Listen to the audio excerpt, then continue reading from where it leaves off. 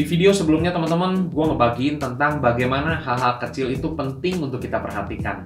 Dan kali ini kita akan belajar mindset yang kedua, yaitu mulai dari identitas. Ya, kita perlu mulai dari identitas teman-teman. Waktu kita mau mencapai tujuan, ada 3 pendekatan yang dapat kita lakukan. Yang pertama teman-teman itu pendekatan kuantitas. Pendekatan kuantitas itu berfokus sama angka, sama tujuan, sama hasilnya teman-teman. Misalnya, kalau kita hari ini ngerasa berat badan 70 kilo ini kurang ideal, dan angka yang ideal untuk kita kejar itu adalah 65 kg. Artinya kita perlu turunin 5 kg teman-teman. Dan kita berfokus sama angka 5 kg yang perlu kita turunin.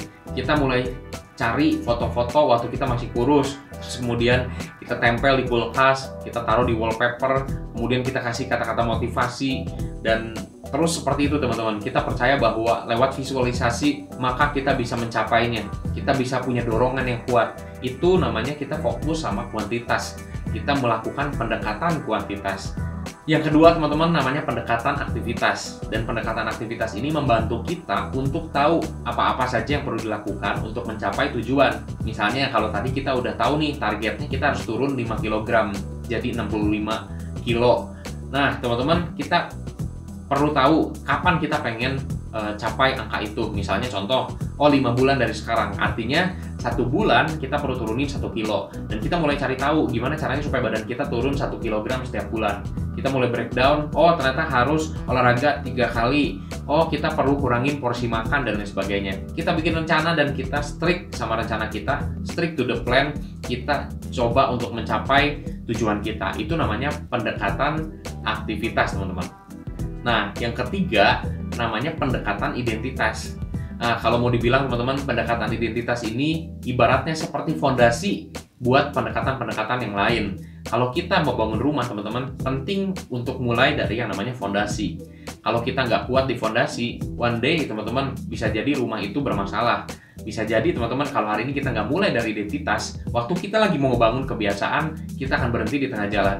Kita akan gugur seperti pejuang-pejuang yang lain. Nah teman-teman, mulai dari identitas. Gimana caranya? Contoh, misalnya kalau kita pengen punya badan yang lebih sehat teman-teman, kita kasih tahu dulu sama diri kita sendiri bahwa gua tipe orang yang sehat. Nah ini artinya kita mulai dari identitas. Waktu kita pergi ke bazar, kita pergi ke mall, ke food court, kita lihat ada makanan-makanan yang kita suka, tapi kita tahu itu nggak baik untuk kesehatan kita, maka badan kita, otak kita akan ngasih tahu, itu mah bukan makanan lu, itu mah bukan sesuatu yang dimakan sama orang sehat. Maka kita akan punya kekuatan lebih untuk menolak hal-hal tersebut. Kalau misalnya contoh lain, kita mau ngilangin kebiasaan merokok. Nah, kita juga perlu mulai dari identitas teman-teman. Caranya gimana? Gue mau kasih contoh. Misalnya nih, ada 2 orang yang sama-sama mau berhenti ngerokok. Dan orang yang pertama, sebutlah namanya si A.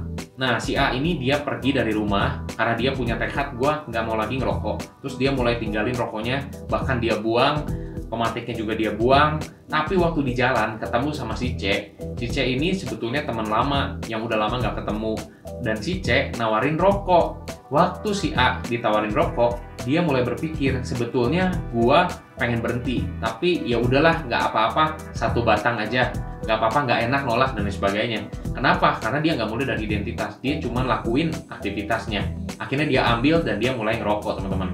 Tapi kalau misalnya kita bandingin dengan cerita si B ini pergi juga sama, dia punya tekad dan dia tinggalin rokok, dia buang rokoknya, dan akhirnya sampailah dia di perjalanan ketemu si C, teman lama juga. Dan waktu lagi ngobrol, si C tawarin rokok. Apa yang dilakukan si B? Teman-teman, si B itu dia langsung kasih tahu sama si C bahwa gua mah bukan perokok. Maka si C saat itu juga akan berhenti nawarin si B. Jadi teman-teman, kebayang ya, kalau kita bisa kasih tahu dulu pertama-tama sama diri kita sendiri, identitas kita, identitas atau setidak-tidaknya identitas yang mau kita bangun nih. Kalau misalnya kita pengen lebih disiplin, berarti kita perlu kasih tahu, gua tipe orang yang disiplin. Nah, identitas-identitas seperti itu yang kita perlu miliki teman-teman.